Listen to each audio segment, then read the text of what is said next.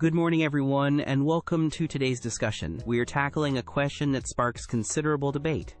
Should entry to all museums and zoos be provided free of charge to the public? These institutions are pillars of culture, education, and conservation.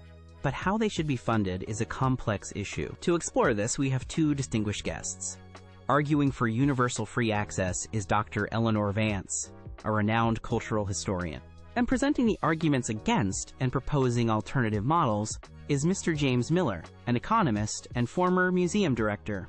We will begin with opening statements, followed by 2 rounds of moderated discussion and rebuttals, and conclude with closing statements from each speaker. Let's aim for a thoughtful and respectful exchange of ideas. Thank you, Alex. I firmly believe that museums and zoos are not luxuries but essential public resources that should be accessible to all, irrespective of their financial standing. These institutions are custodians of our shared cultural and natural heritage, offering invaluable opportunities for education, inspiration, and civic engagement. Providing free access is a fundamental step towards genuine social equity. It ensures that a child from a low-income family has the same opportunity to marvel at a dinosaur skeleton or observe endangered species as a child from a wealthier background. This isn't merely about a day out. It's about democratizing access to knowledge and culture, fostering curiosity, and inspiring the next generation of scientists, artists, and informed citizens. The societal benefits are manifold and profound. Increased cultural awareness leads to more tolerant and understanding communities. Exposure to scientific concepts in an engaging zoo environment can ignite a lifelong passion for learning and conservation. Many argue about the cost, but I see public funding for these institutions not as an expense, but as a crucial investment in our society's intellectual and cultural capital. Just as we fund libraries and public parks, recognizing their contribution to the public good, so too should we fully support free access to museums and zoos. The long-term returns, a more educated, culturally enriched, and engaged populace, far outweigh the immediate financial outlay. Thank you, Alex. Dr. Vance paints an appealing picture, and in an ideal world, the notion of universally free museums and zoos is certainly attractive. However, we must operate within the realm of practical reality, and the financial implications of such a policy are substantial and cannot be easily dismissed. Museums and zoos are incredibly expensive operations. We're talking about significant costs for highly specialized staff, curators, researchers, conservators, veterinarians, zookeepers, not to mention the extensive maintenance of facilities, climate control for delicate artifacts, and the complex, ethical care and feeding of diverse animal collections. To rely solely on government budgets to cover these colossal expenses is a precarious proposition. Public finances are often subject to political winds and competing priorities, which could lead to chronic underfunding.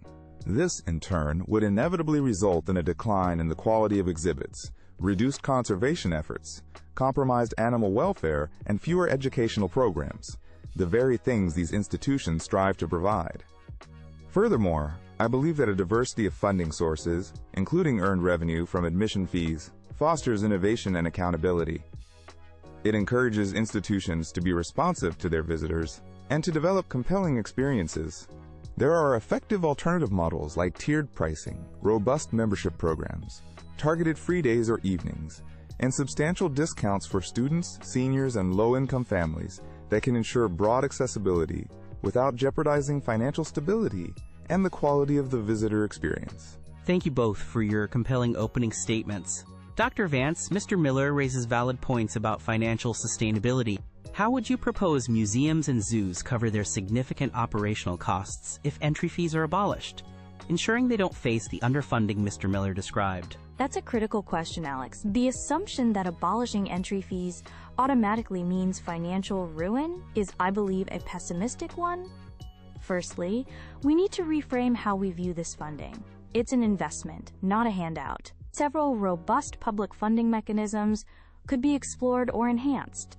This could include a small, dedicated cultural enrichment tax, similar to how some areas fund public arts or sports facilities. Alternatively, a percentage of national or regional lottery funds could be earmarked specifically for free access to these cultural and scientific institutions. Moreover, direct government appropriations for arts, culture, and science can and should be increased to reflect their societal importance. The long-term societal return on investment in education, innovation, and community well-being far exceeds the upfront costs. Mr. Miller, Dr. Vance argues for the profound societal benefits of free access, particularly for education and equity. Do current paid entry models, even with concessions, adequately address these aspects, or do they inherently create significant barriers for many individuals and families? Alex, I absolutely agree on the importance of education and equity. These are core to the mission of any museum or zoo. However, I contend that well-structured paid entry models, which incorporate extensive access programs, can effectively address these concerns without the considerable risks of a fully free system. Many institutions already offer free admission on certain days or evenings, substantial discounts for students, seniors, and those on low incomes, and comprehensive free programs for school groups. These targeted approaches ensure that those who genuinely cannot afford entry still have ample opportunity to visit. The idea that government funding alone, as Dr. Vance suggests, would be consistently sufficient or efficiently allocated is, from my experience, overly optimistic. Relying on a single source makes institutions vulnerable, whereas a mixed income model, including earned revenue, provides resilience and encourages a more entrepreneurial and visitor-focused mindset. Mr. Miller, you've emphasized the financial challenges. However, considering Dr. Vance's argument that these institutions are vital for the public good, shouldn't their funding fundamentally be a state responsibility, much like public libraries or parks, which are largely free at the point of entry? That's a common analogy, Alex, but I believe it's an imperfect one. While libraries and parks are undoubtedly vital public services, the operational costs and complexities of major museums and zoos are often on a vastly different scale.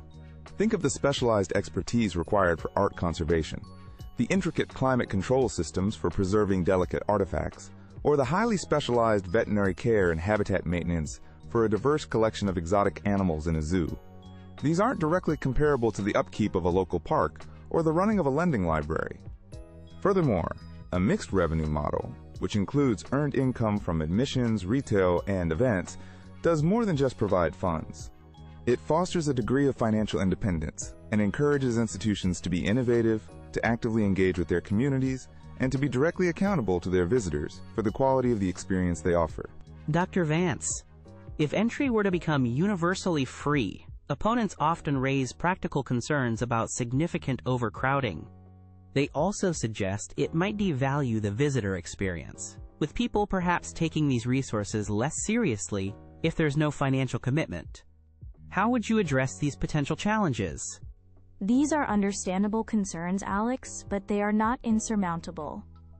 Regarding overcrowding, many popular attractions, even paid ones, already use time ticketing systems to manage visitor flow effectively, and this could certainly be implemented for free entry institutions. Capacity management is a logistical challenge, not an inherent flaw in the principle of free access.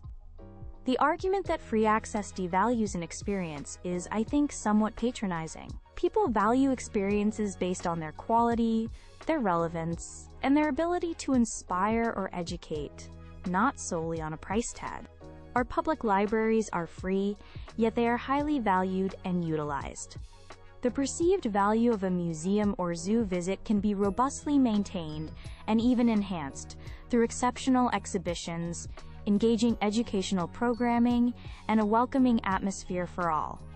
The focus should be on maximizing accessibility and engagement, not on using price as a gatekeeper or a proxy for value. In closing, while the ideal of free access to all museums and zoos is commendable, I urge us to consider the profound, practical, and financial realities.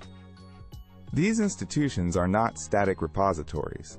They are dynamic centers of research, conservation, education, and exhibition, requiring substantial and consistent investment to thrive.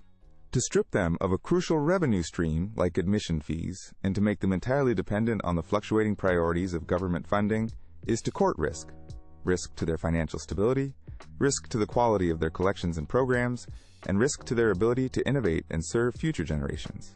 We have explored how alternative access models, including targeted free entry, discounts, and robust community programming, can successfully widen participation without dismantling the diverse funding structures that ensure resilience and excellence. Responsible stewardship of our cultural and natural heritage demands a pragmatic approach. It requires us to seek a sustainable balance, one where accessibility is greatly enhanced, but not at the cost of the long-term viability and vitality of these invaluable institutions. A mixed funding model, including earned income, is the most prudent path to ensure they continue to flourish. Throughout this discussion, I have centered my argument on a core principle: that access to culture, knowledge, and our shared heritage is a fundamental right, not a privilege to be bought. Museums and zoos are powerful engines of learning, critical thinking, and social cohesion. Making them freely accessible to everyone, regardless of their economic circumstances, is an educational imperative and a cornerstone of true social equity. The concerns about funding, while needing careful consideration, should not overshadow the immense and lasting benefits that universal access would bring to our society. We must be ambitious and creative in how we support these institutions, viewing public expenditure not as a cost, but as a vital investment in our collective future. Imagine communities where every child can regularly visit these inspiring places, where curiosity is ignited without financial barriers, where learning is a lifelong, accessible pursuit for all. This isn't a utopian dream. It's a tangible goal that reflects a society that truly values education, culture, and the well-being of all its citizens.